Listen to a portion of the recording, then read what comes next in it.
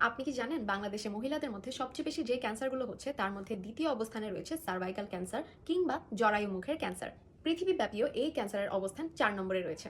এই cervical cancer মূলত হচ্ছে হাই রিস্ক হিউম্যান প্যাপিলোমা ভাইরাসের সংক্রমণের কারণে, যেটা সেক্সুয়াল কন্ট্যাক্ট কিংবা যৌন মিলনের মাধ্যমে ছড়ায়। এছাড়াও আরও কিছু কারণ রয়েছে, যেমন খুব কম বয়সে সেক্সুয়াল ইন্টারকোর্স বা সহবাস করা, খুব কম বয়সে প্রথম গর্ভধারণ করা, একাধিক মানুষের সাথে যৌন মিলন বা সেক্সুয়াল কন্ট্যাক্ট করা, এমন কোনো পুরুষের সাথে যৌন মিলন করা যে বিভিন্ন নারীদের সাথে যৌন মিলন করেন, ধূমপান, ওরাল কন্ট্রাসেপটিভ পিল বা জন্ম নিয়ন্ত্রক ওষুধ ব্যবহার করা। এখন সমস্যা হলো সার্ভাইকাল ক্যান্সার একটা নীরব ঘাতক রোগ। এখন এই এইচপিভি সংক্রমণ খুব অল্প বয়সী হতে পারে, কিন্তু এই রোগের সিমটমগুলো দেখা দিবে খুবই পরে গিয়ে। তো এই রোগটার ব্যাপারে আমাদের প্রতিরোধ বা প্রিভেনশনের ক্ষেত্রে বেশি ফোকাস করতে হবে। এই রোগ প্রতিরোধের জন্য আমি এর আগে যে যে কারণগুলো বললাম সেগুলো তো করা যাবে না, এর সাথে নিয়মিত স্ক্রিনিং টেস্ট করতে হবে।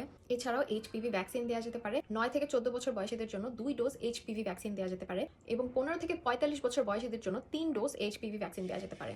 এখন নিয়মিত স্ক্রিনিং টেস্ট বা প্যাপসমিয়ারের নিয়ম এবং কেন ও কিভাবে এই প্যাপসমিয়ার আমাদের মধ্যে সার্ভাইকাল ক্যান্সার প্রতিরোধ করতে পারে তা নিয়ে কথা বলবো নেক্সট ভিডিওতে।